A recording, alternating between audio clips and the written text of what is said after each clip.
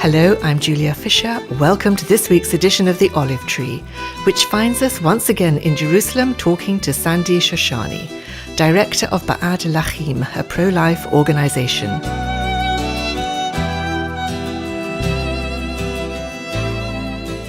Sandi was born into a traditional Jewish family in America.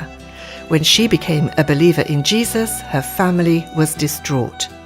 Today she describes how she came to Israel a broken person who had undergone brainwashing to dissuade her from her faith. But she did have the names of 3 Messianic believers in her pocket.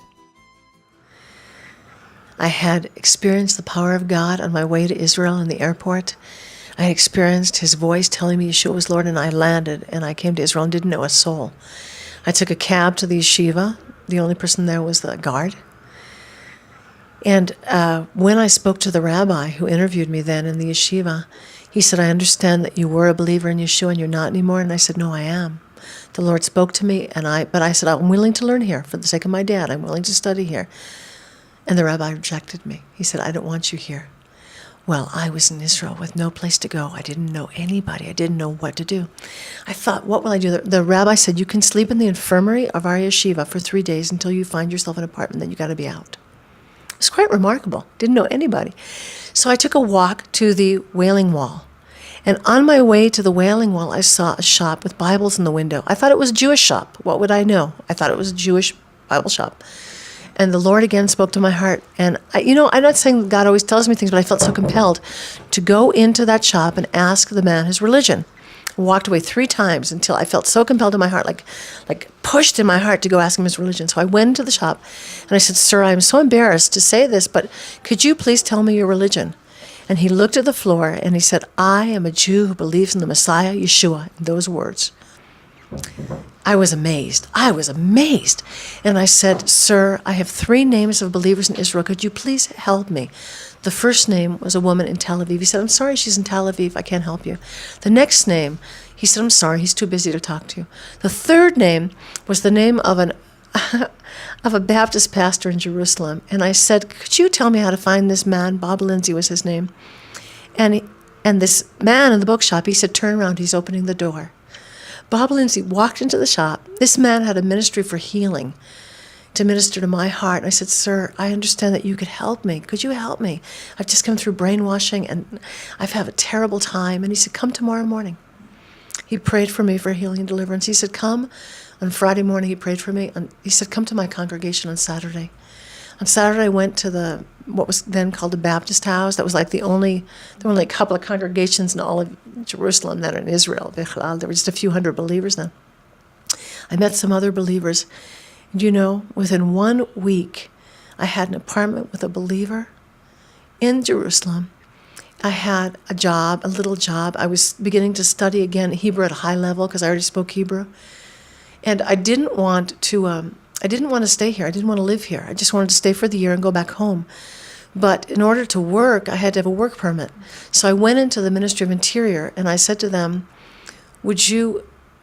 could I please have a work permit? She said, what's your name? My name at the time was Levine. She said, what's your mother's maiden name? I said, Shapiro. She said, I'm sorry, you're making Aliyah. If you're listening to this and don't know, Aliyah means that you moved to Israel as a new citizen, as a new immigrant. She said, you're making Aliyah. I said, I don't want to make Aliyah. She said, you must. You're Jewish. And she put a stamp on my passport. Within 2 weeks, I was an Israeli citizen. I didn't want to be. I was crying. I probably was the only person to cry. I'm telling you, God directed my life. He wanted me here. He was so kind to me. And I got a job in my profession as a speech therapist, even though my Hebrew was not good enough to be a speech therapist, but they hired me, 1979. There were no speech therapists. They needed me. And God just kept me here. Year after year, he kept me here.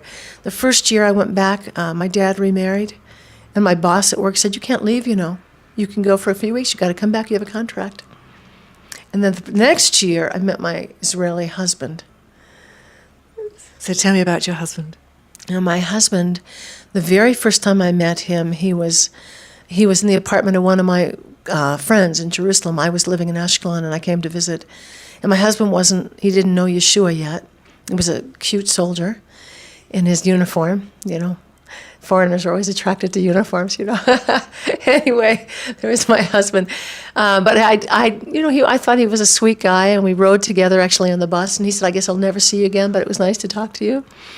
But then the next time I saw my husband, actually I was bringing a non-believer to his sister to share the gospel because his sister was an Israeli believer. And he kept agreeing. My husband kept agreeing, even though he didn't know the Lord yet. And then a few weeks later, he came to faith. And the person who brought him to faith brought him to meet me, which was very kind of her. We didn't know at the time, but she was matchmaking.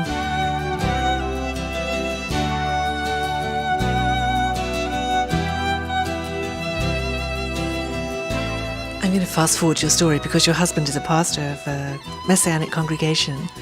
So how did that come about? My husband is one of those people. I don't know who you are if you're listening, but for listeners, when you come to the Lord, you got to come all the way. And my husband, when he came to faith, the reason it took him time, the reason he agreed and didn't come to faith yet is because he was making a lordship decision. He was weighing the cost and deciding, is he going to give his life? And when he came to faith, all he did was eat the Word of God, eat the Word of God, eat the Word of God. Just read the Bible daily, and wept and repented and just became a strong believer. And we were engaged within 3 months. And we were married 6 months later. And my husband then he studied to be an engineer in Haifa. He did a great job. And then he worked as an engineer for 13 years. And we were, elders in the church. And after that, during 10 years ago now, the Lord spoke to him and told him to leave his profession, even though he had a good salary and a good reputation, and all the benefits of a good job, leave it and become a full-time pastor. And he said, "Lord, we have 7 children, and I need an income. I'll leave if you give me an income." Well, though that wasn't the Lord's plan. The Lord said, "You leave." So a year later, he left his profession, became a full-time pastor with no salary, actually, at the beginning. And we lived off savings. And then, God just used his life. My husband is a very solid, serious, humble person. And God used his life. And the Lord told him, "Don't despise small beginnings." It was our congregation was at first a house group that came out of the King of Kings English-speaking congregation, and it's grown now to over 200, mostly children. 2/3 of our congregation are probably under 25 years old. Very young congregation. Lots and lots of children, soldiers, babies, students, young adults. You mentioned that you have 7 children. So how did you feel about your husband leaving this good job to take up a volunteer position, really? Did you share the vision that he had to build a Messianic congregation, or was it quite a challenge for you? I've never had, since we were married, for those of you who are living in a marriage that you have trouble trusting your husband, our first year of marriage, the Lord told me, when I was angry at my husband about some decision, the Lord told me, trust him with the major decisions, trust him with the finance, and you can relax. It's his problem under me. He's your cover. So I have never looked back on that decision. I've never worried about our finance. I feel bad for my husband. He's troubled. I have never worried about our finances. So when he said the Lord told me to step out in faith, I said, that's fine. He was the concerned one. I said, that's fine, honey. You can do it. You're under God. I'm under you. So I had peace. But being a pastor, that was another story. I did not really want to be a pastor's wife because I know the weight of it and the burden of it. But then I had been teaching a preschool, and the Lord told me to stop teaching, and I thought, great, I'll just be a full-time pastor's wife. I mean, I didn't want to be a pastor's wife, but if I had to, I thought, good, full-time. But a year after the Lord asked me to step out of running the preschool, I was still teaching English, by the way, in our city. I ran a program in our community. But a year after that, I was called to interview here at Israel Pro-Life, Ba'ad Lachim. And I said to the people who phoned me they said there was no director, and would I be interested? And I said, no, thank you, goodbye. And they said, would you be interested? I said, well, I guess I'll be willing to talk to the board and see what they want from me. So I met with the board of Ba'ad Lachim, and they said, would you be interested in being the director? And I said, no, thank you. Why would I want to do that? I said, it's unpopular to talk about abortion.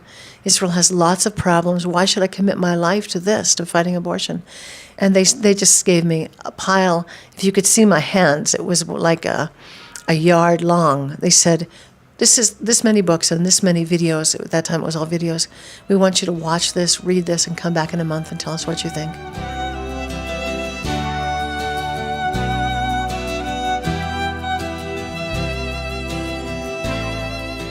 Now, this is a pro-life organization that tries to dissuade people from having an abortion. Is that a fair assessment of what this organization does? I like to use the positive, not the negative, so we don't try to dissuade. We try to encourage them to keep their baby. So we help them in every possible way to keep their baby. We finance them for 1 year for their baby. We finance the baby. We have a program called Operation Moses. Moses was set in the river in a basket, and Pharaoh, a more affluent person, took that baby and raised him in all the wisdom and with all the affluence of Egypt.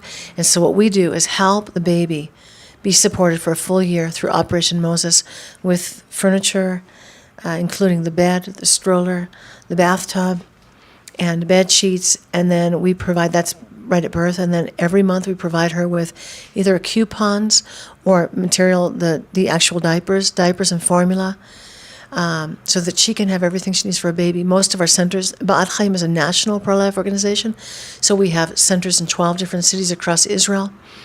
And most of our centers have a counselor and some kind of boutique, we call it, with baby clothes and items for the baby.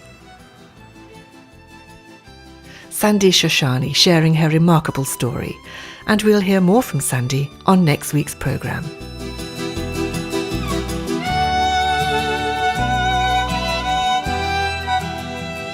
You're listening to The Olive Tree with me, Julia Fisher.